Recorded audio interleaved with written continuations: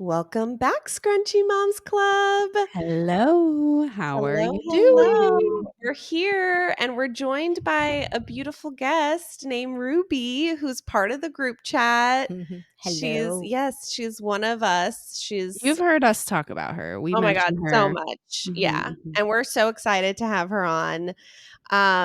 It's been a journey just even starting to record this episode because your Wow. girl We were supposed to start recording an hour ago. We'll just start there. 35 minutes. Like, don't be Has it dramatic. been that long? It is 9:37. We were supposed to record at 8:37, 8:35. Wow. Anyway, sorry. I don't All want to be right, that bitch. person. But Anyway, yes, your girl in tech had some trouble, but I have overcome this. We spoke to our tech support, Matt Laurie, who is wonderful. Shout out, Matt. But we're back. We're here. We've made it, and that's all that really matters. And we are survivors. we are survivors and women in tech. Mm-hmm. Yeah. Savannah, how you doing? I'm good. I feel like every time I record at night, I'm so like frazzled because my husband works, so it's just me putting 2 kids to bed, doing the dinner, Yeah. the nighttime. I'm the A bath single washer. mom who works 2 jobs, who loves her kids and never stops. That's literally the Me, soundtrack babe. of the weekdays. So it's just I'm She's a sweating. survivor. Yeah, so putting 2 toddlers down for dinner, for bath, it's a lot. And I've worked it down to a science and I still by the end of it I'm just like sweating. So actually this hour we spent trying to figure it out, I was able to like calm down, like get off the overstimulation train, have some There you wine. go. Decompress. Yes, I feel better now actually. Everything happens for a reason. I fucking hate when people say that, but it's true. But I wanted to talk about you and your whole, last time we recorded, we talked about how you're so excited for your week of celebration. You were going to do your heartiversary, go to Disney, then you're going to go with family, your first, family outing in a long time. And just take it away. What I have happened? a lot to talk about because I have a couple other things I wanted to bring up during our banter. All right. But yes, we went to Disney. It turned out to be the day of Hurricane Helene, which, like, side note, like, love to everybody who has been affected. Like, I can't believe Right. I knew we were going to be lighthearted about how like you had all these plans and they got No, I know. So, like, but love, we should briefly mention like horrible, devastating, crazy. like, and especially Asheville, which is like my happy place. Like, love to everybody in the Western Carolinas, for crazy, sure. crazy. Like, love you and sending love and support. Yeah. But there was the day of Hurricane Helene, and Disney was open, and I was like, if Disney is open, this storm ain't that bad. Well, where we're located, yeah, for we us, were for in us. Where we Central were. Florida. It was never gonna. sure. It was never gonna hit us. It was always just gonna be like No. extra rain, extra wind. That's it. Tropical storm style. So we played hooky on Jonas Therapies, and it ended up no one else came with us, but just Sam, Jonah, and I. We just had like a little cute family day, and it was great. I mean, you bitches missed out, but I know. Sorry. Okay. it's fine. You all were losers, but I guess we'll just talk about that another time. But you had that time, you 3 together. No, it really was. It was like the perfect day. The only thing, like, we got to Disney and it monsoon poured. Wow. But we had our raincoats. Like, Jonah was happy with his snack, eating his cereal under his, you know what I mean? Like, Jonah, like, as long as he's fed, like, he's good. So it's like, whatever. Kids But are no big deal in the rain. Honestly, it's the adults. Like, kids do not care. No, they're really, happy to be out. That's exactly, literally. And Jonah loves Disney, so no, we rode every ride, and the lines were 45 minutes and under. I mean, but we also had the disability pass, so that was great on our front. But no, really, just like such a high quality, great day. And Sam actually came to Disney, which, like, he never comes to the theme park, so that was a big win. Did he enjoy it? He did. Yeah. Even though he complained, but he loved it. Just like all men, what they do, they just those love videos. They love to I'm complain, assuming but he complained about the prices. Like, $18 for a corn dog. he did have a hot dog, matter of fact. So you know my husband very well. My question is, did he have a beer? No, because we're at Magic Kingdom and they don't do alcohol there. He couldn't leave for 2 Pretty beers. dry. like a universe. Right. I know. We talked about that. Yeah. So, no, gorgeous, perfect, amazing day. So thankful. So yes, we're 1 year post-op, and Jonah Amazing. had his echocardiogram on Monday, and like all good, bro. Like So it's just awesome. so crazy. Like that he's just Heart surgery where? Like open heart surgery yeah, where? like the surgery just did exactly what it needed to do, and here we are. Yeah. So no, very, very grateful. But I did want to talk about another thing I'm going through is that for the last 2 days I've had a pimple on my lip. Okay. I know I'm really brave for like sharing this on the podcast. Thank you. And We go you from know, open heart surgery 1 year I had post. no idea where you. That's the thing about Lila, though, is you don't know where it's gonna go. When that statement comes, you have no idea what's gonna come next. I'm really going through a lot. Is it Yeah, it herpes? can either be like the most traumatic thing of my life or like a pimple on my lip. Guys, probably like once a quarter I get like a really bad breakout. Okay. And right now I'm going through that right now. And yeah, I know I did it popped on its own. Okay. Like cuz my mouth opens and closes. Yeah. To have a pimple on your lip is really like one of the worst Painful. things. It's Yeah. painful. It's like the It's nose. actually Oh, on the like nose is bad on too. it's on your What'd you lip? say? Like it's on the lip? It's like in like the corner crevice. The corner, yeah. You see it. You Yeah. see it right It's there? like Yeah. in the edge. So I'm so brave for sharing my story, but that's what I'm going through. And then another on a positive note is that s'mores cookies are back at Publix, and that's something I'm very Oh, grateful you for. love those. If you all live in the region of Publix, which if you don't, that's really, really unfortunate for you. S'mores cookies are back, so it's over for you bitches. And that's really what's going on with me. How about you, Ruby? What a summary of it all. It's been a long day. I feel like it's been a long week. Just mental work, Yeah. life, mom with a toddler. Yeah, Did you wait, work so today? No. we didn't give a description of Ruby, Oh yeah, like let's talk about Ruby really quick. So real Ruby, quick. our gorgeous, wonderful friend, she is a mother of one gorgeous little boy, Axel, who is 5 days older than Julian. 5 days.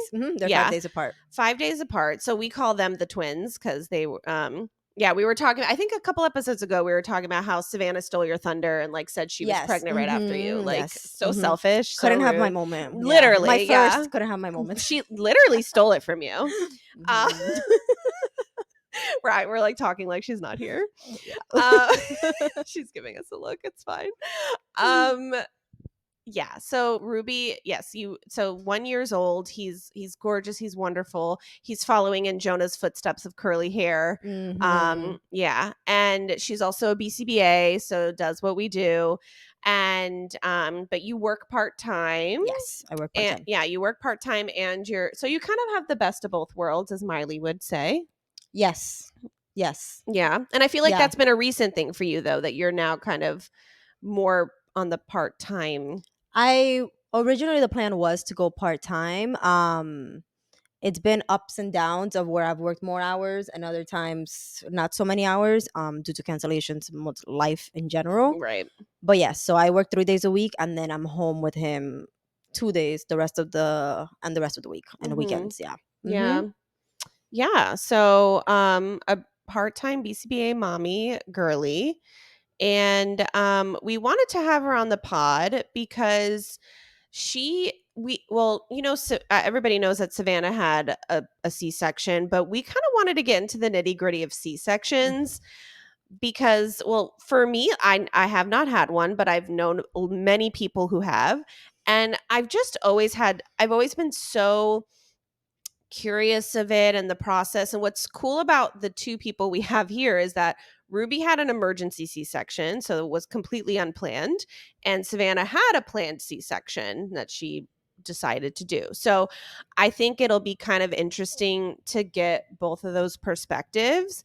And I also really want to learn about the aftercare of it all too, and the things that happen postpartum with a C-section, because going from getting 7 layers of freaking skin cut out to being 2 days later kicked out and being like, "Have a nice life." Like, A few hours later, stand up.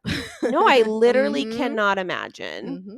Yeah. So that's kind of the vibe today of just C-section talk. And even, I mean, this is good for moms who have been through it, but also who maybe are planning a C-section of their own, and Mhm. they can have a little bit of prep because yeah, that shit's rough. In all aspects. Like I like commend you both so much for like making it look easy, but I'm sure it's not. Yeah. Yeah. Yeah. So, Savannah, you had the planned one. So maybe let's start with that a little bit. So, kind of recap why you went planned again. I know why, but for the listeners. Yeah. So so to backtrack, I mean, just to kind of tail off of what you said. Yeah, so we had been wanting to do this episode for so long, but my story, as you'll find out, is like pretty positive, my C-section. And I did want to talk about it because I think it's really, I don't know, I feel like out there on social media, you hear a lot of bad birth stories, even vaginal, just like birth trauma, which is Yeah. very valid. And we'll talk about rubies in a Mhm. second. But I also feel like your positive birth stories are important too. So I wanted to tell mine, but also I know that that's not the reality, and it doesn't always happen like that. So we wanted to get some like another end of the spectrum. So to kind of talk about both, because like you said, whoever listens to this, whether they had a C-section or are going to or are pregnant, and you never know. And I'll talk about it more at the end. Just do your research on every sort of outcome, but yeah, I think it would be good to know. So yeah, my let's backtrack. So with Geo, my 2.5-year-old, I had vaginal. I was induced, pushed him out. He was early, so he was like 7 pounds. It was not that big of a deal. But I come to find out for my second pregnancy, I grow very large babies. So Geo, so he was 3-ish weeks early and he was almost 8 pounds. So that's pretty large for a 3-week early baby. So, but because he was early, it was fine, but kind of in the back of the doctor's mind, it's like, okay, you make big babies. So, and my mom also made big babies. I was 9 pounds, 13 ounces when I was born. I think Taylor was also 9 pounds something. So, like, we kind of in the back of our head You knew that have we it kind of in you. made big babies. I also had gestational diabetes for both pregnancies, which there's some correlation there with having gestational diabetes and having big babies. I have heard that, So, yes. yeah, so that also they say the every pregnancy your baby gets larger. So, all Ooh, all Did not that know to that. I did not say, know that. yeah, usually, I mean, I know Mona, like her second was smaller, but usually they get bigger because your belly gets bigger, the fluid, all that. Anyway, Right. Your body knows what to do. yeah, so things just Mhm. grow bigger, usually. So anyway, when I got pregnant with Julian, I kind of had that in the back of my mind, and of course, get diagnosed with gestational diabetes again, do the whole diet, all of that. So as I'm growing, I'm getting pretty large in the belly area, and then they noticed that he's pretty large. Like he was 99th percentile all of the growth scans. And then I don't think it was a red flag until like, I don't know, after like 30-ish weeks, I think. Because I think after 30 weeks is a kind of plan for like, technically the baby could come whenever. I feel like you decided like the month before, right? I remember you Yeah, decided so like early on. 34-ish Yeah. weeks. Yeah. So at like Early on. Like 30 July, weeks. because he was born September. I remember like July or August, you being like, Yeah. okay, I Yeah. think I'm gonna, yeah. Mhm. Yeah. So in the summer, so around like 30-ish weeks is when I went in for a scan and they noticed I had a really large amount of fluid, excess fluid. So they diagnosed me with, I think it's called polyhydramnios. So that's when I went to a high risk doctor and they really started, they have a lot more technology so they can measure more accurately. And that's when they started to see he was a very large baby. So yeah, right around like 32, 34 weeks is when he kind of sat me down, the doctor, and was like, he's measuring very large. If he stays on this trajectory and you go full term, he could be 11. They were actually predicting like 11, 12 pounds. Oh my So yeah. So they were saying, if you want, like if you're, they never pushed, they were never, they weren't, they didn't make the decision for me. They were very much just giving me all my options. But basically he had said, on this trajectory, he's about to be 11, 12 pounds. And just so you know, um, if it's your goal to push vaginally, we can make that happen. And then he kind of gave me all the statistics of like large babies ending into an emergency C-section, all that. The other thing I had working against me was because I had gestational diabetes, I guess something with how they grow with gestational diabetes. I don't know. I'm not a doctor. Don't quote me. Something they can be born with really broad shoulders. So that is really hard to come out of the birth canal. I just So I prayed for your vagina. Like that's, right. So We're he gonna said you go through already it have for sure. Yeah. like thoughts and prayers to your Yeah. fucking fuck. literally. So basically, with all that working against me, he's like, there's a really, really high chance it'll end up in a shoulder dystocia, which is really dangerous, something, and you're going to have to end up into an emergency C-section. So just if you really want to try for vaginal, we will try that with you, but you have to know the risks, and that's more than likely the scenario. So I kind of sat with it for a while. I talked, obviously with my husband, with my family, friends. I remember texting you guys about it because it's a really big decision. But ultimately, my mindset was I would rather have a planned C-section than an emergency one because I I already know my agree. right. And we'll get to that in a minute. But yeah, Yeah. just knowing I have really bad medical anxiety. I've talked about it before. I have extremely bad medical anxiety. So the more I know, and a way to treat my anxiety is just I need to know everything that's happening to me. And then when I talk about my C-section story, I make it very clear to all the nurses and doctors, like, I need to know exactly what's happening. Like, if I'm dying, bleeding out, just tell me. I'll be okay. Like, I just need to know. Yeah. So anyway, I was like, obviously I'm going to get cut open. That's scary, whatever, but at least it's planned and I have time to like research and prepare and all that. Anyway, all of that to say, yeah, I think a month before I made my decision. And yeah, so I did it. And it was weird because I think the trauma of also having getting induced early because of my preeclampsia last pregnancy, I just Yeah. had that. I was just so, I think that was another reason why I was just so quick to be like, yeah, sure, I'll schedule the C-section. Because I thought in the back of my head, like, oh, I'll definitely be induced early. I'll have a 7-pound and I'll just push him out. Because the trauma of my first pregnancy, I was just under this assumption that I was going to be induced and have preeclampsia again. That did not happen. I made it until my C-section date, which was like 39 weeks and something days. Because when you have gestational diabetes, they don't let you go to 40 weeks. Anyway, so I was shocked. And I think when it got closer and closer to the date, I'm like, oh shit, I actually have to get cut open.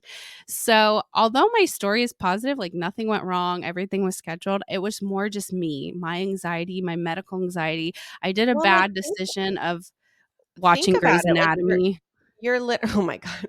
You're literally like, okay, I have an appointment at 6 a.m. to go get 7 layers of To have a baby. yeah, like No, I literally. have a baby appointment, Yeah. like BRB. Yeah. I mean, Mhm. it's like cool for like anxious girlies, but also like When the time comes, it's like, also fucking mhm. crazy, Because you No, know? and then Savannah, with you, this was your first surgery ever, right? yeah, so I think that's what it was. I was Yeah, more just that's in my another head factor. because Mhm. I have really bad medical anxiety, and that was my first surgery ever. And for your first surgery ever to be when you're getting cut open, awake And you're all Awake. the you're You're awake. awake. You're awake. So I was more just the anxiety leading Wild. up to it. But yeah, the day when it came, it was just like you said, it was so weird. It was like checking in for a dinner reservation. We were like, our time was Crazy. 4 o'clock. We got there early because I'm like, we dropped you off the night before with my parents. And then so the day of, I'm like, I'm literally about to get cut open, might die. Like, how am I gonna do anything else? Oh, you also can't eat. So when it's Right. planned, they tell you not to eat. I think that's standard with any sort of major surgery. You have to Yeah. fast. Yes. There's a certain amount of hours before. Yeah, Mhm. so I was like, if I can't eat, like, what is this pregnant bitch gonna do? Like, let's just go to the hospital. So we drove early, and yeah, I was like checking in for a reservation. We were like, our reservation's at 4, but we're here at 2. Like, can you squeeze us in? And they're like, yeah, sure, come on back. So And it was just crazy. so eerily chill. Like, it was, and like I said, this is a planned one. So it's just all very chill, very slow. We sit down, they do all the prep, all the vitals, and they're like, yeah, so you're next in line. And like, my heart is just because it's more just like, I know I'm about to get cut open. It's more awful, like knowing. So I'm just preparing. But yeah, it was, and then But I the went back. thing too is that it's not like they're knocking you out either. Well, I know for emergency it's different, but for a planned, you're awake. You just have what? Right? You have an epidural, right? Mhm. Yeah, you get an epidural. So, Like you're just like, there's like the curtain. I mean, explain all that because that's what's so Because for me fascinating it to was me. different. So I Yeah. So wonder how it was for you, technically, Savannah. it's not an epidural. It's called a spinal, so it's a little different. And actually, that is what Oh. gave me anxiety because I had a bad experience. I briefly mentioned one of the episodes about my epidural experience, but they Episode didn't prick 2, me in the the right prick. place. I had spinal fluid leaking. It was like a whole thing. So I was very nervous about that. But again, it was scheduled, it was planned. So I had time for the anesthesiologist to come and talk to me. And I explained all my trauma from my first. And they were like, don't worry, there's no students working today. Like, it's me, girl. Like, she was so nice. And So that's nice yeah, that she like took the time with you. that's what I'm Yeah. saying. So Mhm. scheduled, we had all the time in the world. So and I explained my anxiety of like, I just need to know everything that's happening. So with a C-section, it's called a spinal. So it's the same sort of like large needle in the back. However, the epidural, the thing like stays in your back. This is like a shot of a shit ton of anesthesia that just goes in your spine Oh, and it numbs you interesting. from the waist down, I think. So Right. and it lasts for 3-4 hours. I don't know. Mm. Anyway, so it's different, but like same sort of prep where you have to sit over the table, hunch over, and they stick it in your back.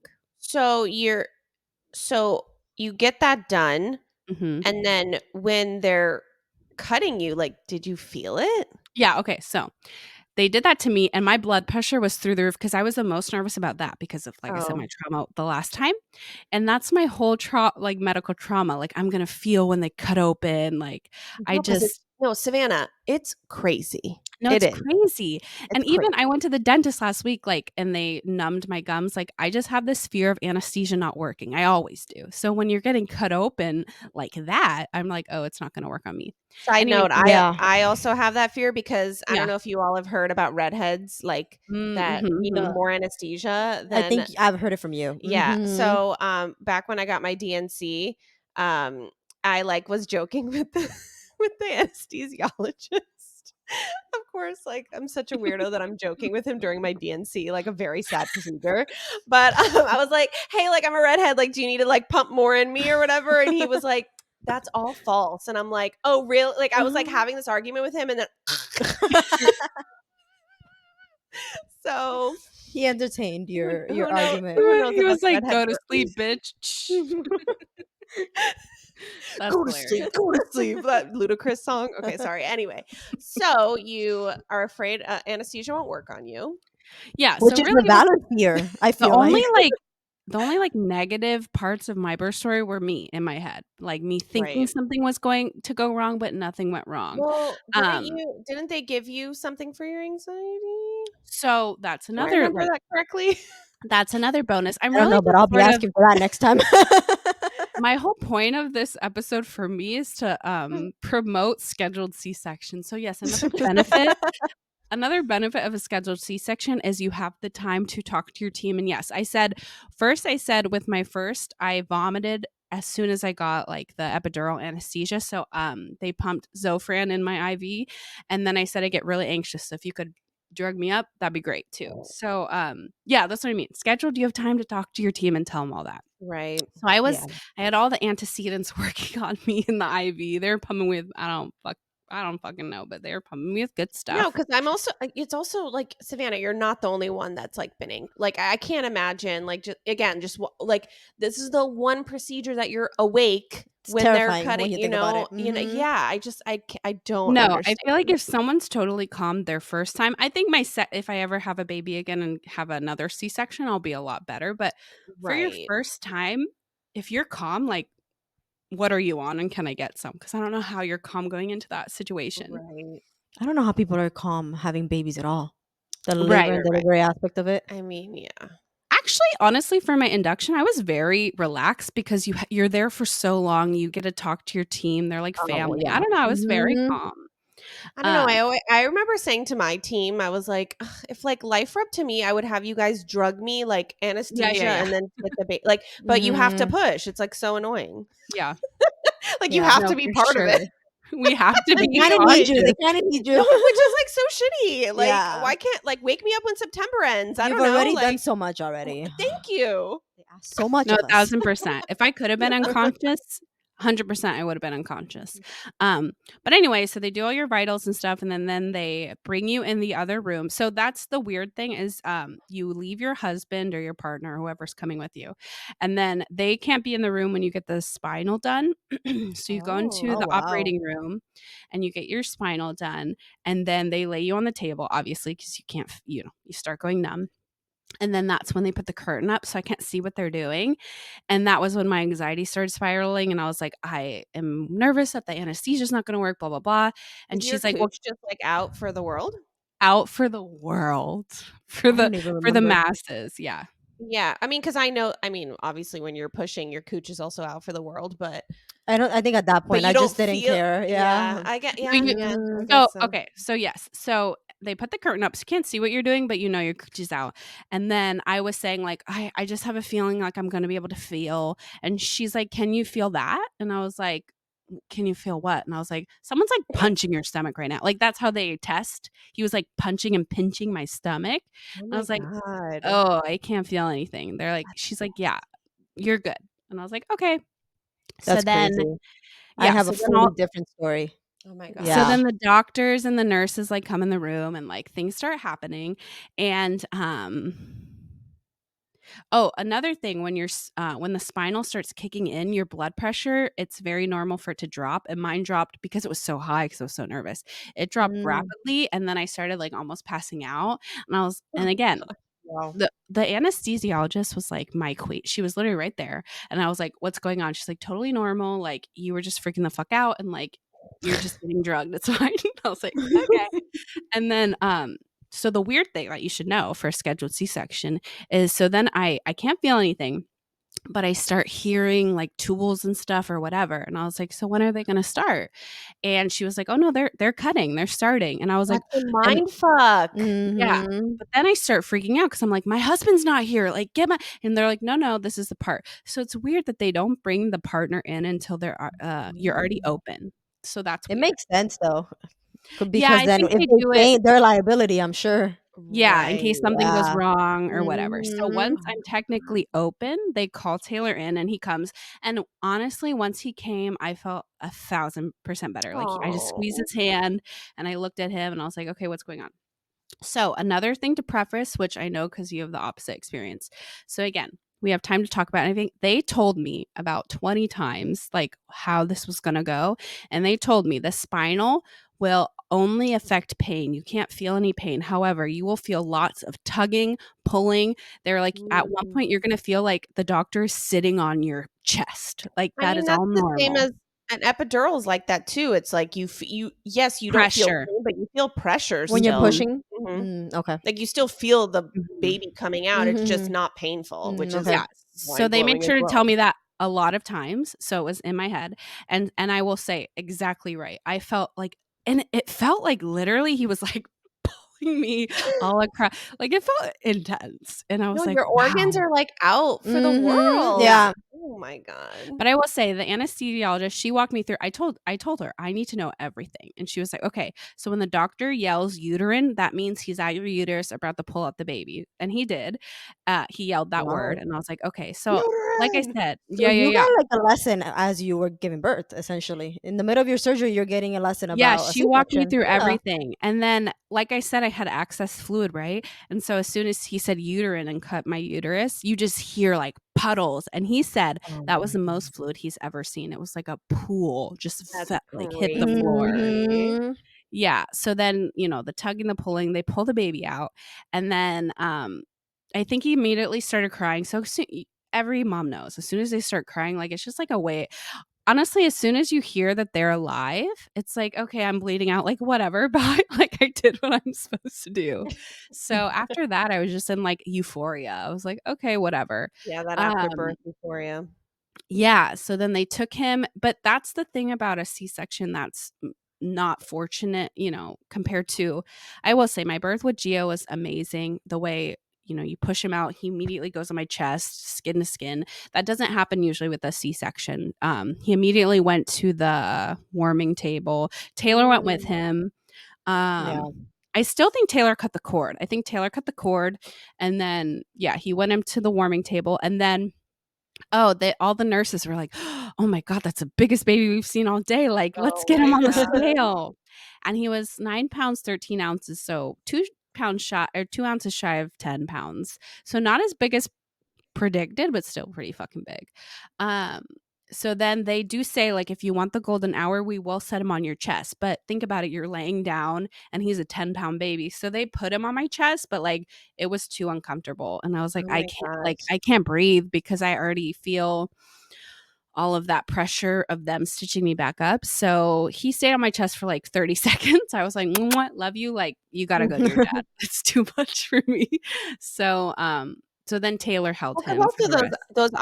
it's different because when you're pushing and giving birth at labor and delivery, you're on an inclined That's what bed. I'm You're saying. on an Okay. Yeah. operating table where you're flat. Yeah. So I can see like, yeah, that's weak because It was well, yeah. and I didn't mention your hands are like literally like Jesus on the cross. Yeah. You're Mhm. hooked. You're Yeah. There's handcuffed. You're mhm. handcuffed to the operating table, so Oh. you Yeah. can't. So you don't reflect the reflexes. So Mhm. so with Yeah. people with anxiety like me and this girl, Mhm. not Yeah. being able to move your hands is really hard. Mhm. Yeah. Which is I So think also why there's someone there with you. Because imagine mhm. you just strapped there and then everything's happening on the other side.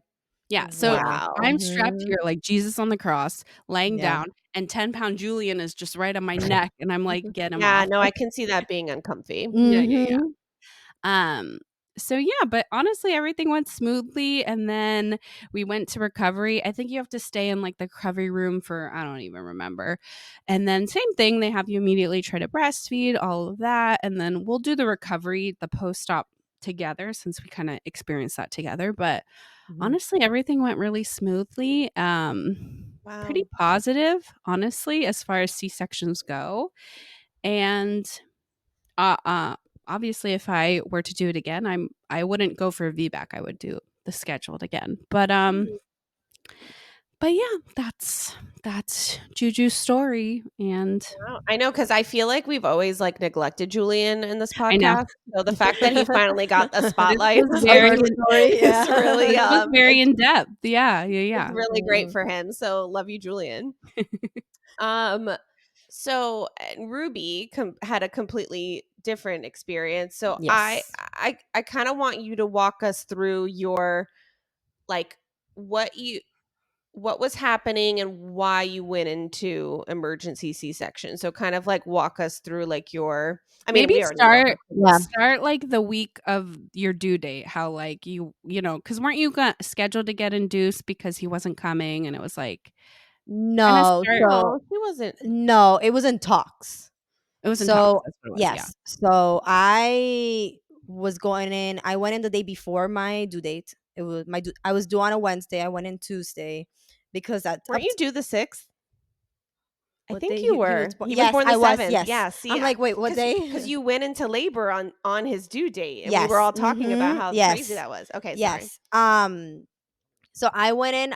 I hadn't had any false labor. I hadn't had any. I think I had had some Braxton Hicks, but it wasn't anything concerning. I was very lucky in that aspect. No, no. What is it? Early labor. Mhm. Um. So I went in Tuesday. I was fully ready for him to be out. I went in Tuesday afternoon, which was the crazy part. It was like a 3 o'clock appointment, which I always had morning appointments, and then the doctor, I think I was like 1 centimeter dilated, like there was nothing happening. This was Tuesday, I was due Wednesday. He said, okay, so let's come back on in 2 days.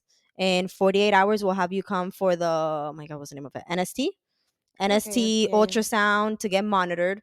We're gonna put you on the list for induction, just in case. And then if anything, you're gonna get induced in the next week. Like that was the plan. I was gonna come back, get tested, make sure everything's good, and then start talking about induction and what that looks like, what happens after that.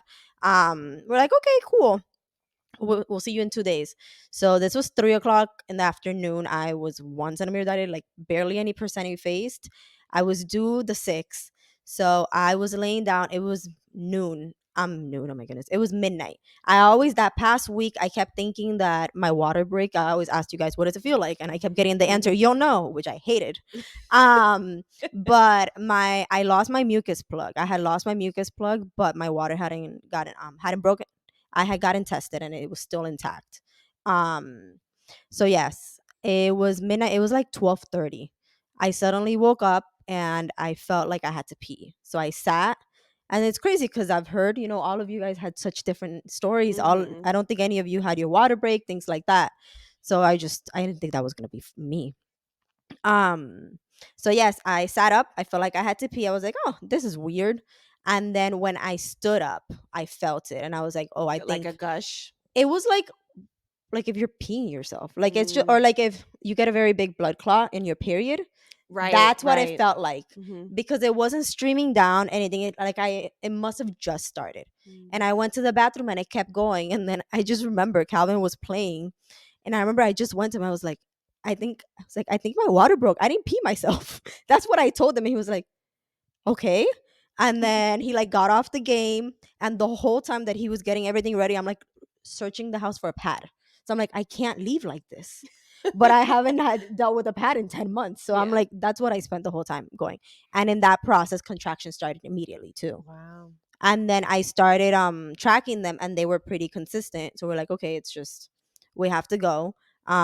This is all like he's due at midnight hit, and he was like, okay, I'm ready. uh on the way to the hospital, I did make him stop at McDonald's because I knew that I Hell wasn't gonna yeah. be able to eat. And then Honestly, we that's like a pro tip. Like eat before yes, you get there. Yeah. that's what I heard. So I was like, these constructions are gonna wait. And then because of downtown, like all the brick roads, I was like, you need to go slow because I was getting contractions. Right. And then we had to wait for fresh French fries on top of it all. You Um, deserved it, baby girl. Thank you. Yeah, we went. He was like, "Oh, you want me to drop you off?" I was like, "No." We went to the parking garage. I walked. I would take breaks to eat and get contractions. By then it's like 1:30. It had been like an hour. They apparently, I did not know this. September is a very very common month to have babies. You know why? The holidays. There you go. The You little holidays. bitches humping during the The holidays. holidays. So then there was a long, there was a full waiting room, and then so we had to wait. When they bring you back, they check vitals, check everything. She wanted to know information. I'm like, I don't have all this information for you. And then she's like, okay, well then essentially I wasn't priority because they didn't know, so they just had to wait Mm. till there was room in the back. And we went, and this whole time my contractions are getting more intense, and I'm in the middle. I'm sitting in a waiting room getting stared at, and then I'm just like, okay, this is what we're doing. So eventually they brought me back. By then, oh my goodness, this is all a blur to me. I don't know if you guys went through this. For me, like it's all a blur. Yes, I agree. It's So I also say like stuff. it's like a trauma response to like blur it Yeah. out because your experience is traumatic. So that makes sense. Yes, like I say stuff and then Calvin corrects me, or Yeah. I have to double check with him. Mhm. But I think by the time I got into the room, I think it was like 5 a.m. I want to say like somewhere it was like Wow, 6. so Yeah, that I long? had to wait a while in there by the time that they got a room available. And then they checked me. They were like, we think that you probably broke your water, but we have to double check. I had broken my water. I think I was like 4 centimeters dilated, 4 or 6. It was like something ridiculous based on Wow. 12 hours before I was at one. And then they're like, okay, so yep, your water broke. Now we just have to wait for a room to become available upstairs. And I was like, I don't care. I just want the epidural. They're like, well, no, you need a room. Like they wouldn't give me the epidural unless I was upstairs in a room. But there were no rooms available. It was already, by this point, it was like 7 a.m. So I started at midnight, and it was 7 a.m. Contractions were getting more intense, and my nurse was nowhere to be seen at all. Oh my god. So it so happened that when the shift change happened at 7, the next nurse came in looking for my nurse. I was like, I don't know, but she saw how much pain I was in and how uncomfortable. She was like, I'm gonna find you a room. And then she came with the whole epidural team. Oh, what an angel. She was wonderful. So I got the epidural, and then apparently it didn't work the first time. I didn't know. Calvin was like, no, they did it twice. They had me. He was like, it was during a contraction, so he's like, you need to stay still. I'm like, that's not happening. I love when they tell you that. I'm like, yeah, okay, well, you need to wait until I finish this contraction. Uh, I got that epidural, and then I was like, okay, I don't care what you guys do now. I'm good. They took me upstairs shortly after. I think I was in a room by like 8, 9 a.m. Was upstairs, explained the whole thing. They all were like, okay, you're progressing fast. This is coming soon. Because I think by then I was like 6 centimeters for sure. and I was just a waiting game, honestly. And then nothing was really happening anymore. I was progressing very, very slowly. I think at that point I had my mom come. We were just waiting it all out, Yeah. essentially. Uh they still thought he was coming on his due date. What else happened? I'm trying to remember. We were just waiting. They would check, they would monitor, everything was good. So things were just happening really slow, and then like what point did it turn? So it was, again, approaching shift change. I remember Shift change 8 o'clock, 7 o'clock at night. at night. Okay, Yeah. so you had been all day I had been there. and you were Yeah. just like hanging at 6 centimeters Was all just day. Okay. hanging around, hanging Well, we around. I should think. mention for people who, like, haven't done birth before that usually when Mhm. your water breaks, nurses have, like, a 24-hour Yes. period. They like to, have the baby within 24 hours of your water breaking because you double your risk for infection, all of that, Hmm. so Right. Yes. So around 6, 7 o'clock at night, the doctor came, the one from my practice Mm. came, and she checked me. She said I was at 9 centimeters. Mm. She was like, okay, you're gonna have this baby tonight on his due date. It's gonna be a due date baby. 9 centimeters. You just need to be a little bit, something about the effaced aspect of it. Like Mhm. they just needed, I don't know, something to happen down there. And then I was like, okay. When the next I don't know what she was. The next person came. She was like, you're at 8 centimeters. I was just like, So can you? like sucking back up. I was like, can I lose a centimeter? I was like, is that a thing? And she Axel was said, "On second thought, maybe I'll just yeah, stay a while." Warm and cozy in here, I actually. was like, I didn't know this was a thing. So she was like, well, everyone's estimates are different. Measurement. Mhm, Yeah, mhm. everyone's Oh. estimates are different. And then she had me, either he moved or she had me move, and she was like, okay, I see why, like in that position or something. So I think at that point they did give me pitocin to try and get Mm. things happening. um and then they would have me move, like they had me on the peanut ball and the Yeah. other ball. But the thing with my very stubborn child from the belly is he hated the peanut ball. Anytime they put me on the peanut ball, his heart rate dropped. Oh. He was not about it. And then it got tested out later and he also was not about it. So they just had me doing that. They came around, it was past my 24 hours, and they were like, you're past your 24 hours. Like Savannah said, typically we don't like that. But they were like, since you haven't showed any risk, everything seems good, then we're gonna go ahead and continue to monitor it. Then they were having me, I think it was like every 20 minutes. I don't know. Every certain something, they would have me flip Hmm. to try and get that little bit that was missing, because I was You very were almost close. there. Yeah, Yeah. I was very close. They were like, okay, you're gonna feel this sensation to push, like to poop, just call us. And I remember I did. I was like, okay, I think I got poop. And they came and they were like, no, no, you're still you're still there. I was like, great. So it was, I think, like 3 o'clock. They came and they were like, so we have to start thinking about C-sections. We don't want it to lead to an emergency C-section, so we just have to start getting in that mindset. We're like, okay. They came back at 4. It's crazy because Calvin texted his mom. It was like 4:15. He Hmm. texted his mom saying, hey, they're talking about C-sections. And in that time, I signed paperwork, I got prepped, and Axel was born less than an hour later. Wow. So it was supposed to not be an emergency C-section, but it So felt like a what C-section. so what made it turn emergency? I think it was the fact that I had been for more than 24 hours. Okay. My water had broken for more than 24 hours and there was no progress. Like I was at that same point for so long, for so many hours, because I'm telling you, it was like 10 o'clock at night. They were like, oh, he'll be born on his due date. So when they say emergency versus like, okay, so like I know that some doctors come in and say, okay, we're thinking about a C-section Hmm. versus emergency. So were you awake during yours or were you knocked out? No, I was awake. I think what they were trying to prevent is like a full emergency section where they had to roll me out like in the middle of labor, or yeah, delivery. I think they were trying to prevent that. That Okay. in the middle of delivery, like what Savannah said, of it can turn into an emergency and it gets more dangerous. Okay. I think they were trying to prevent that. They were like, oh, the doctor has a C-section at 5 and at 6. We're Okay. going to try and fit you in somewhere in there. Right. Okay. But Well, and also what to your point with the putting you out, I do know for most circumstances, people that get put under, it's because they aren't drugged at all. So like your sister, like if they okay. So don't my have sister, so if they she don't have an epidural, if they're trying to do natural, they don't have enough time to give you the Mm, spinal, so they just knock you out. They don't have So enough that's what time. happened with my sister, so that's why hers was so that's why I was very, I was curious about, like, the term emergency mhm. C-section, like, Yeah. what's the Because criteria? You know Ruby had the epidural, she already had an IV in her back, so they just pumped her with Yes. more Yeah. drugs. But Right. if you Mhm. don't have an epidural needle in your back, they will just knock you out if So it's then you also emergency. had the spinal too?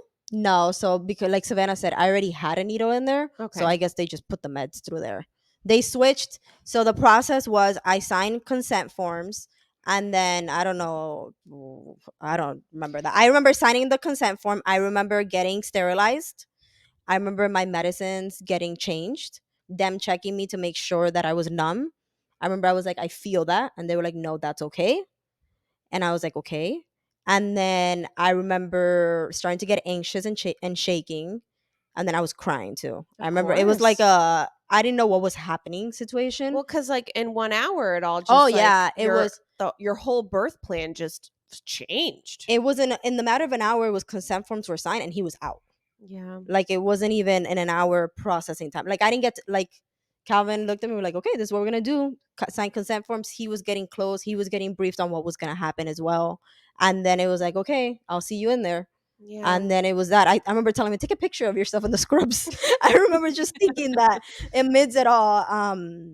So yes, I got, and then the whole way to getting rolled, I cried. I remember I was Yeah. crying. And as soon as they switched my epidural to the spinal, I didn't even know that was the name of it. To the spinal, I got nauseous. I Mhm. had my epidural in for, my goodness, for almost 24 hours.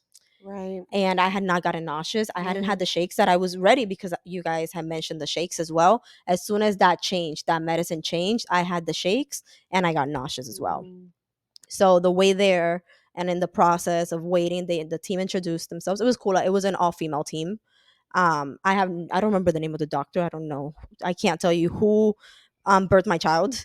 Yeah, that's scary too. Like with an Yeah, I emergency just C-section, it's not your team, it's not your doctor that you know. Like that's I don't even Yeah. know. I don't think it's even a doctor from the practice. So it was all female. I was there. I remember telling the anesthesiologist, I feel nauseous. She's like, okay, we'll give you something for it. And then I remember starting to feel it. Like I felt it. I felt the tugging, but it was painful as well. Like I felt it. I felt everything they did. Wow. Yeah, I was crying. I was just like, no, like I remember like stop, like I don't like it. Are you done yet? And then eventually Calvin came in and then he said that from his perspective, my blood pressure was going up and down. Like he Mm. said it was scary in that aspect and also seeing me that way. Yeah, Right. like seeing that reaction.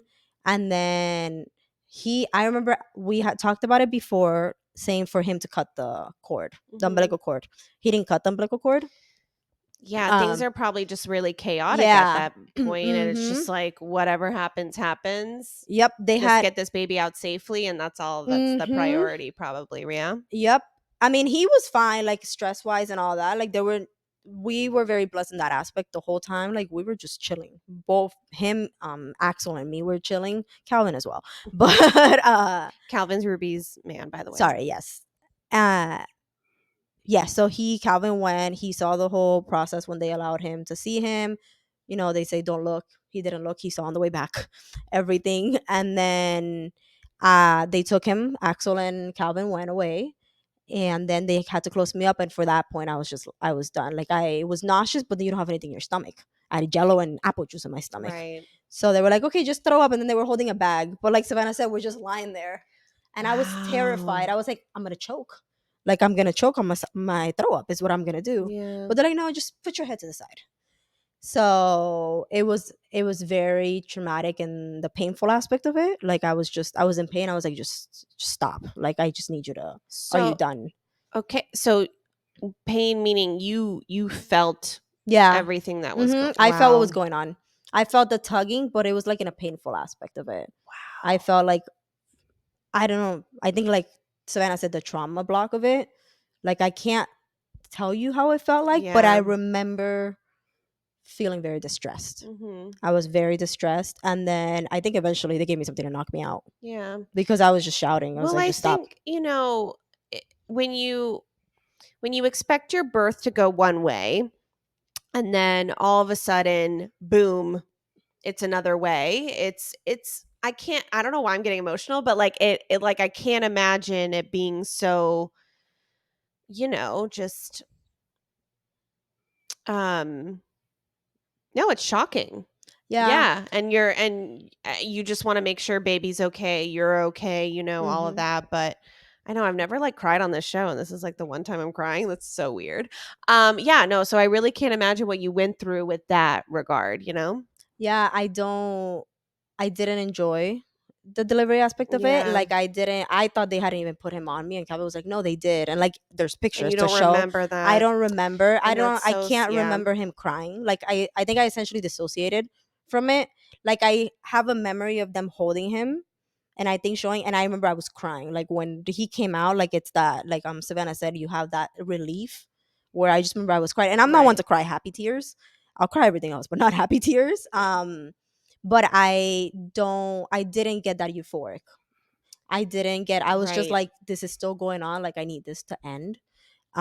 It was still like, that's my son and all that, but You were in and like then fight or flight the entire yeah. time. I was just like, my anxiety was through the roof. I was nauseous, I was shaking, I was in pain, I was uncomfortable. Mhm. I was just like, are you done? That Yeah. was my thing. I want to be done. And then when I went back into the room, because I think they kept upping my meds of nausea, but I think eventually they probably gave me something else, Right. because then I think I faded off. And then I woke up back in the room when I was either getting wheeled into the recovery. That was hazy. That's hazy for me. Right. But because of it, I didn't feel strong enough, so I didn't hold Axel until like an hour or two afterwards. Mhm. Like he was there, I could see him. Calvin had him, but I didn't hold him at all. I was like, I can't. I looked at Calvin. I was like, I don't feel strong enough. I don't feel myself yet to be able to hold him. Yeah. And then on top of that, when they were checking me, I had a fever. So a fever is a sign of infection. Infection. So then I started getting tested. I got tested. They gave me antibiotics, and then Axel had to get tested as well to make sure he didn't have an infection. And then amidst all that, of course, they're putting the baby on your boob, and it's like, here, latch. And then a woman is just a nurse that you haven't seen before. It's just like, this is what the baby's supposed to do. Ugh. Yeah. So So it was stressful very, very traumatic for and sure, chaotic. and chaotic. And then like I've even doubted myself. It was like, maybe I just have a shitty pain tolerance.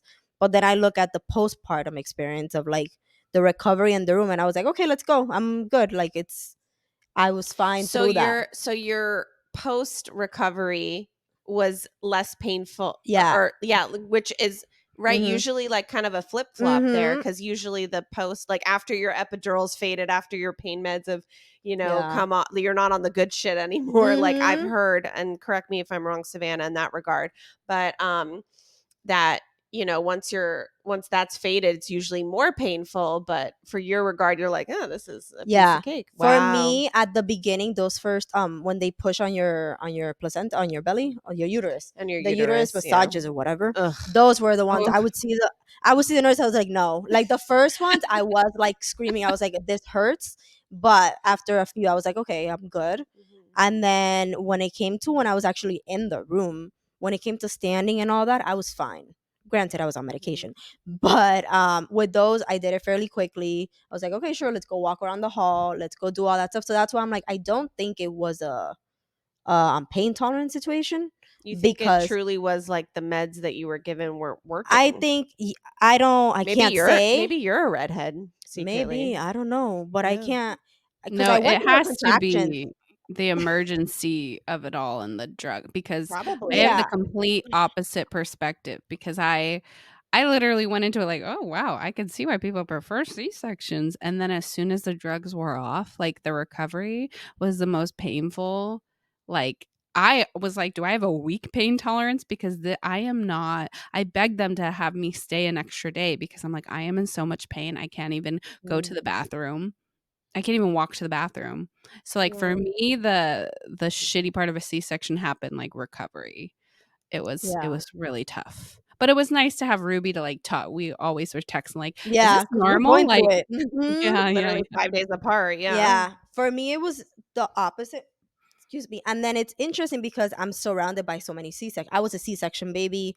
Like I saw my cousin have two C-sections back to back. Like I saw the recovery aspects in that, and then I would talk and be like, no, that's not normal. Like my mom Mhm. was like, no, I don't think they did something right because it wasn't the experience It that was she just had. really fast and Yeah, yeah. I don't Mhm. know what happened or whatever, like it's in the past, but for me, recovery in the hospital at least was easier than the actual delivery part of it. Mhm. I mean, granted they still have you on medications around the clock. Like that's just the Yeah. matter of what it is. And regardless, I wanted to stay the extra day because I had checked what my insurance covered already. So I think they were trying to get us out in 2 days. And we're like, "No, we can stay a So third day. No, crazy. We're going to go literally, ahead." I think the standard is like 48 hour. I think it's like Yeah. 24-ish hours for vaginal and like 48 hours for C-section with Mhm. which I will say I talked to my mom today. She's like, "You better mention that. Back in my day, it was like 5 days standard for C-section." Like it's insane. The 48-hour thing is Yeah. insane. It really is. I definitely, thankfully, I had looked up before, like what did my insurance cover, and I highly recommend that because I mean, it doesn't matter. Like your insurance is paying. I mean, they're covering a certain amount already, Yeah. so might as well stay your max, Yeah. which was great feeding wise because it made a big difference for us. But I was like, no, I Especially want to because stay. you being a first-time mom, you're learning everything for the first Oh time, like yeah, and with a breastfeeding C-section. No, and I really just Yeah, can't. it's Yeah. crazy. And then for me, the doctor was also okay with it because it was a confusing thing about infection or no infection because I was told I didn't have an infection. They were giving me antibiotics because of the fever, but as a precaution. But then when my doctor came in, she was like, "Oh, it says you had an infection." I was like, "But I was told I didn't." So it was confusing. And she's like, "Oh, maybe they just put it like in terms of it was close or, because you had the fever." So she was like, "No, we can definitely keep you the extra day as a precaution because of that fever." But I never had a fever again. It was Mhm. just that immediate out in the recovery room. Yeah. So for me, recovery in there it was. I mean, it's painful. You're still in Yeah. pain. You're still out of it. All of that I stuff. do think it's like a part of a trauma response though. Like it has to be correlated. Like you just block out certain things Oh, because for sure. with my first with Geo, I can't even tell you. I don't think my postpartum, like the bleeding, the tear, because I tore, I had stitches, I had some complications, but I don't. For me, that was so easy because Geo was in the NICU. They were like my head was somewhere else, so like I don't even remember like I blocked that out. Like oh, it was totally fine. But I think because for Julian, it went so plans. I was in such a better place mentally that I felt all the pain of the recovery. So I think Mm. that there's something to say. Like you were just so traumatized by what happened, by the physical pain you felt and all of that, that I think you blocked like for that compared to that, your recovery was like no big deal. Like I do think there's like a mental aspect. There has to be because that for me, the postpartum recovery was so much more painful C-section wise. So much more painful. Well, what kind of drugs are y'all on when you're They give you Well, the and same ones, at least. Well, I think that was my naive like going into it. I was like, I can do a C-section because like you're drugged, right? Like they have to give you like I mean, I don't like the good like shit? oxys or something, yeah, right? Like you yeah. have to be on some good stuff, right? I really thought that I was like, I won't I was so naive. I really thought as long as I'm on pain meds, I will not be in pain. I'll just keep up with my meds. Like the people that say it's really painful, they must just be the really hippie people that aren't into pain, like they don't want to take their pain meds. Wrongo. Um, so first of all, they don't give you the hardcore stuff. They just give you ibuprofen and Tylenol, and you alternate. At Really? least for me, I Oh. think because I was complaining about how much pain I was in, they did in the hospital give me like a muscle relaxant or something, but it was never like the hardcore, like the oxys or something like Oh. hardcore. It was literally just ibuprofen and Tylenol alternated at the max dosage. And like I said, I was just under this naive notion that as long as I am on my pain meds and take them regularly, like I won't be in pain. Wrong. It just makes it tolerable, but you are in pain. I was Right. constantly in pain for 2 weeks. For 2 weeks, I was in pain. But when I was in the hospital, I was in so much pain. So I'll give you my, like, how it worked for me was, though the spinal probably lasts for like 4 to 6 hours, right? So I was like I said, in this euphoric state. I kind of, second time mom knew what I was doing. I was breastfeeding, whatever. I'm like, oh my God, this is so easy. As soon as the pain meds wear off, reality kind of hit me in the face of like, oh, this like really fucking hurts. And like you kind of mentioned, Ruby, they kind of give you a, I can't remember, but like 6 hours, you like have to stand up. 12 hours, you need to go to the bathroom. Like they Yeah. give you sort of criteria, like goals. And I And walk really like, around. yeah, I guess to like the untrained eye, you're like, I can stand up. I can like walk to the bathroom. No, I think I like was 6 hours past what I was like, I cannot walk. Like I can't get up. And like they were like, you need to get up. I was like, no, I'm not. Like it was bad. I Well, because mean, like, don't you feel like your organs are just like well, falling it's out whenever that and, you're like, where the incision is, like, you don't real so they don't cut into your ab muscles, but that is where the incision is. It's like they are around your Yeah, ab muscles, so you right don't here. realize how The B much line. they don't Mhm. realize how often you use your ab muscles for Yeah. any sort of you have getting out of yeah, bed, 'cause sitting you have to, up. like, use your arms to You can't lift up. bend. You can't bend. Yeah. And they tell you to not bend too. Even, like, Mhm. peeing, pooping, everything uses your ab muscles, Yeah. so it breathing, like, it hurt no Yeah. matter I was what. It was terrified of sneezing. I don't think I sneezed for a week or 2. I was yeah, terrified well, of it. puking, like, oh, I remember I puked yeah, no, it's just horrible. It's I guess that I really was naive to that. I should have researched more the aftercare 'Cause because that really kicked my ass. I remember, Savannah, you saying at least, like, with vaginal versus C-section, it was, like, vaginal, you like, the the pushing and all of that, it's very, like, labor intensive, and then the, recovery afterwards, vaginal and I have this experience too, which, like, the recovery after vaginal, I was like, "Alright, like, whatever, I was Right, bleeding for a and couple weeks again, and" I yeah. don't know if that was my trauma response because I was dealing with N Geo in the NICU, so I was like, "I don't care about me, like, I'm Well, no, I bleeding." think it because yeah, I had some ice packs on my pussy and I was fine. Like it really Right. wasn't like a big deal. But then then you have C-section where it's like, okay, you've had this surgery and whatever, but then the so I think like it's like kind of a give and take sometimes. Like I don't think either way sucks. Oh, Like yeah. I don't think there's a great way of giving birth. Like No. it sucks No. either way, right? It's a trauma on the body regardless, and Ugh. mentally. Y yeah, I don't know Mhm. how the fuck I did what I did, And I know and I some don't know how I'm gonna people do it Same, again someday, same. I know but, some people prefer women do it. C-section.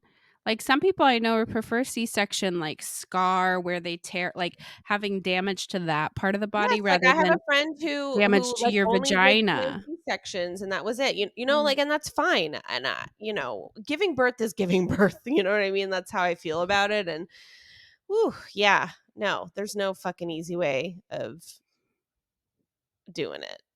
So, um, yeah. For me, it was different in the hospital than Savannah.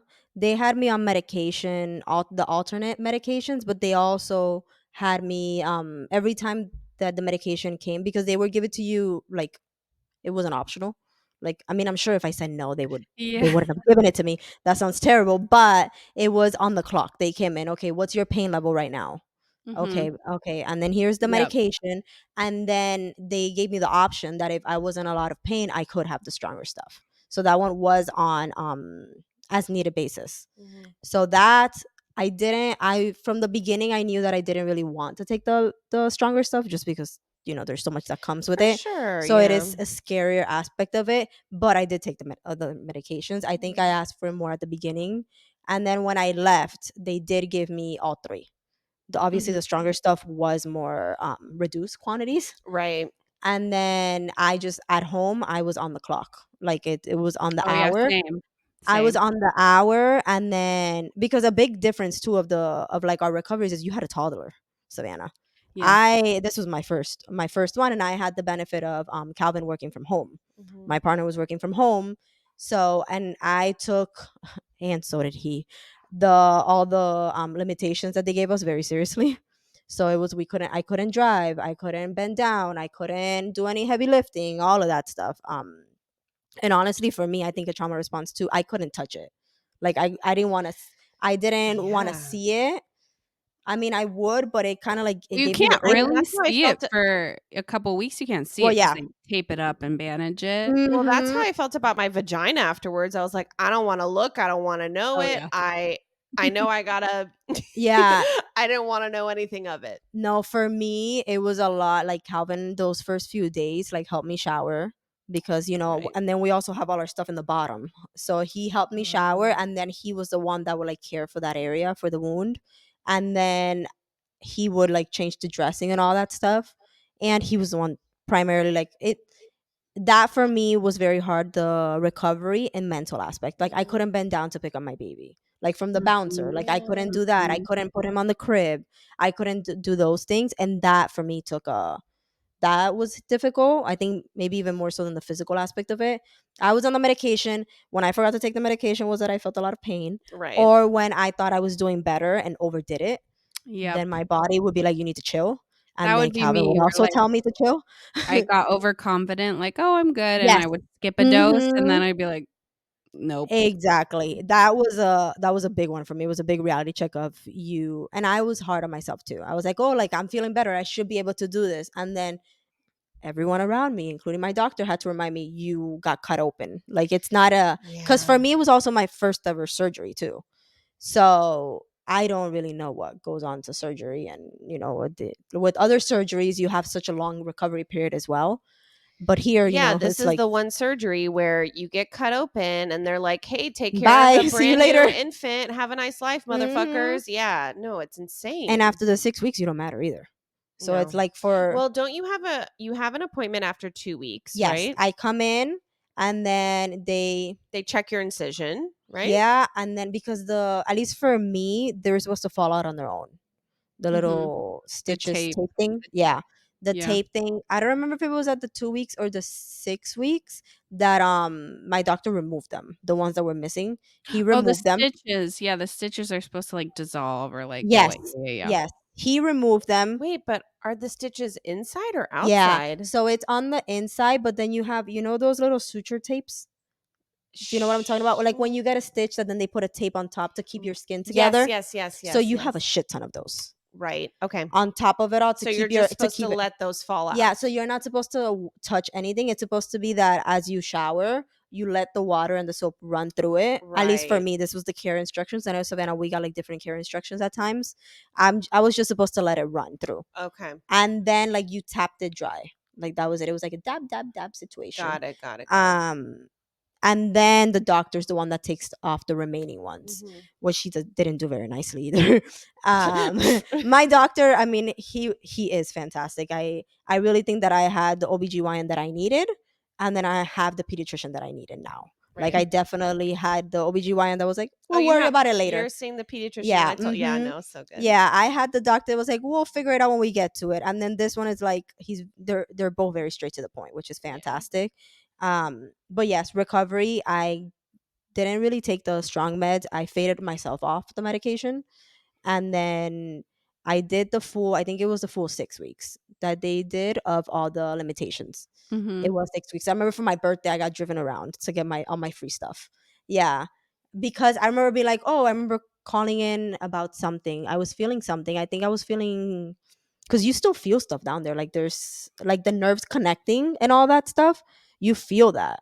Like you feel those shots. At least for me, I would feel stuff in my incision.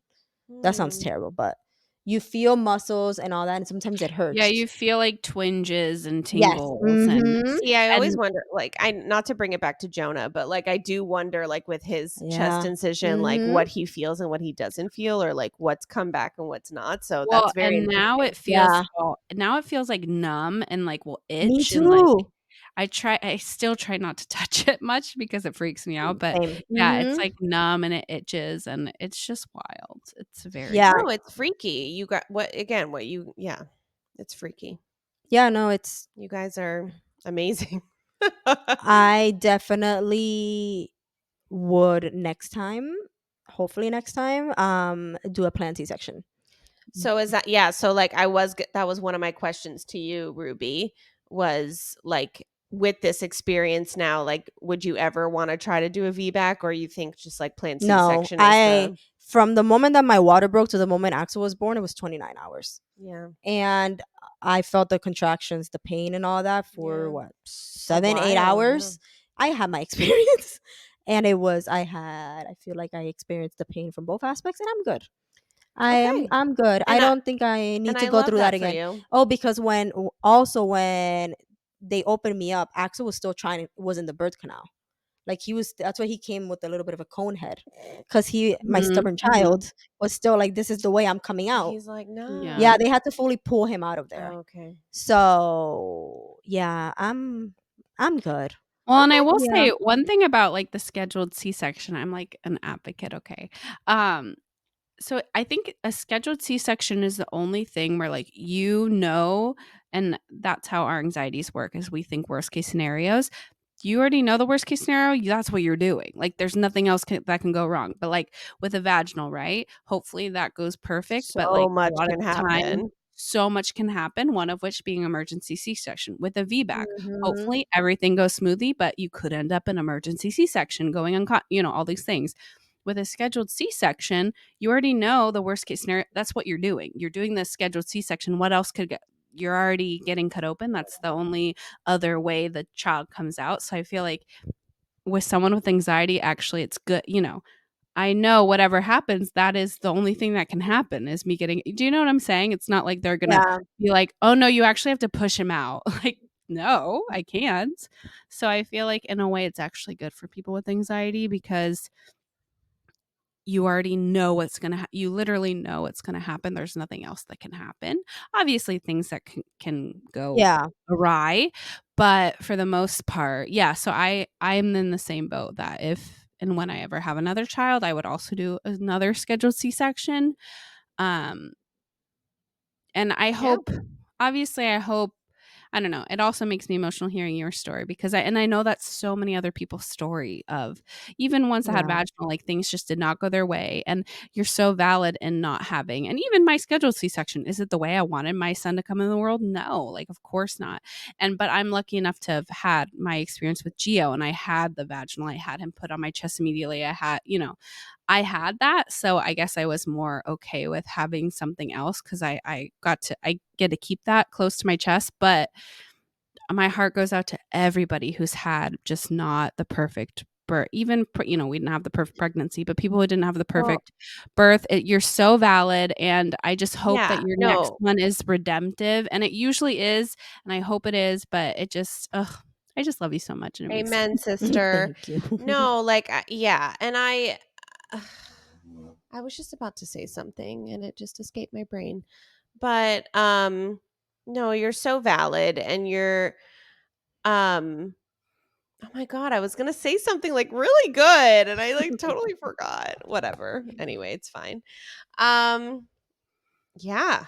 No, I learned a lot. It's a lot. In my mind, I was okay with having a C-section, but it was gonna follow induction. That was my mind. That's when I saw a C-section happening, and I was like, okay, as long as he gets out, we're good. Yeah. But No, oh when it yeah, this is what I was gonna say is that birth plans are kind of bullshit. You know what I yeah. mean? Like it's like for me, and I even felt this with Jonah, is just like my birth plan is however I'm healthy and the baby's healthy. Like that's literally like all I Mhm. care about. And I know some people get so hung up about like their Oh birth yeah. plans and Mhm. how The music, everything. like it's Mhm. just really like yes, birth is serious, but it's really not that serious. I mean, you know what I mean? Like it's like the baby, like how Jesus takes the wheel, baby take the Oh yeah. wheel, like that is just what it is. And like And it's your life for the next 18 years. Well, that, yeah. But also, yeah, just like these birth plans, like, yeah, you can have a plan, but it just really doesn't matter. It's hard because, I mean, I think you should advocate. So whatever you want, if you want a certain music, if you want, like, advocate the shit out of yourself. And I did a better job the second time. That's what I mean. I made besties with the anesthesiologist and I said, this is what I want. This is what so advocate. If you want a certain way, 100% fight for it. But I think what we're saying is like, just you're valid in being disappointed with how your birth happened. Yes. You're so valid. And unfortunately, it's very common that it just doesn't go the way. I don't think it ever goes the way you expect because how I are know. you I gonna really wanted like a not natural, meaning like I wanted an epidural. Don't get me wrong, but I wanted like my water to break at home. I wanted I wanted all of that, but no, I was an induction, and that you know what I mean. So it's like even that little like change of plan, and I don't do well with changes of plans. So I don't think any of us do. no, we really don't. So yeah, no, and you just have to let go of control, and that's hard, but that's what it is with childbirth and children in general, but that's a whole other podcast. Yeah. Episode. My only birth plan was I wanted the epidural and no medical students were touching me. Yeah. That was all I had because that's a great birth of plan. all of the stories that you probably from my story of the student. I was like, a medical student is not touching me. I was like, that's not happening. Yeah. But yeah, no. Wow. They're gonna do whatever they want to. The babies are. Yep. These kids, man, they run our lives. But we love them. We do. For the memories. Yeah. Wow. Well, this was amazing. This was so helpful. This was so informative. And I really appreciate you, Ruby, especially sharing your story with us and coming on, and because it takes a lot. It takes some guts, to like relive your trauma. And, I don't even think thought about it in a while. Yeah, we haven't even heard the full story because I remember obviously in the beginning. Well, yeah, we heard like bits and pieces of it, but we haven't heard like the start to finish. So I think that's also why I got a little emotional because it's a lot to hear with your friend going through that. So. Well, also from Savannah, I learned that next time I can ask for anxiety medication, and I will be doing that. That's right, girl. That is one thing I'll be advocating. Yeah, we're very pro meds here. So. Oh yeah, anything I didn't even know that was a thing. Yeah, literally anything you can liquefy and stick in my IV, like go ahead, girl, do your thing, stick it in. Yes. Sis. Yep. Yeah. Anything else to add, or you guys think we're? No, I think like Savannah said, there's definitely both experiences. For me, I always saw positive experiences online, thankfully, because I don't think I wanted to see anything else pregnant. But there's both sides, and just advocating for yourself for sure, even if you're thrown into it. What matters is just healthy baby and healthy mom. Amen, sister. That's what you're gonna remember down the line, anyways. Yeah. Amidst the trauma. Yeah, you'll keep the trauma, but you'll work on it. You keep it stronger. Oh my God, stop. Yeah, it'll make you stronger. But I think as time passes, obviously with anything, as time passes, it gets a little more. So like, for example, I'm sure like a month post-op, you were like, I don't know if I can ever go through this again. But now a year has passed. I think you look at your child and you're like, yeah, it was worth it. I would do it again. I will do it again. So it sticks with you, but it doesn't stay with you in that sense. Like, oh yeah, believe it or 100 times worth it. Believe it or not, I'll second guess having another child because of sleep, not because of a C-section. I know. My child is. Honestly, I wanted to talk about the whole sleep thing. I don't think we have time, but just know Ruby's going through it with the sleep. I feel so. My heart goes out to everybody also with the sleep. Ugh, I'm so sorry. Yeah, you have such unicorn babies. You're so fucking nice, bitch. Listen, I wish my child did aerobics in the crib. If he doesn't want to sleep, I wish. Right. Like at least he's happy in there. Yeah. Yeah. He wakes up at 3 a.m. and then who's also up at 3 a.m.? Me. But at least he does aerobics. Mine wakes up and screams bloody murder. I know. And we'll scream it until you go in there. I know. So I appreciate you guys staying out late because I know your sleep is compromised. I'm so sorry. Well, I mean, I'm sure we'll talk about it tomorrow more. But in non-jinxing terms, I have not been sleep deprived in a few days, which is nice. Amen, sister. Wait, he hasn't woken up, or Calvin just takes over? I have not been sleep deprived in a few days. I refuse to say it out loud.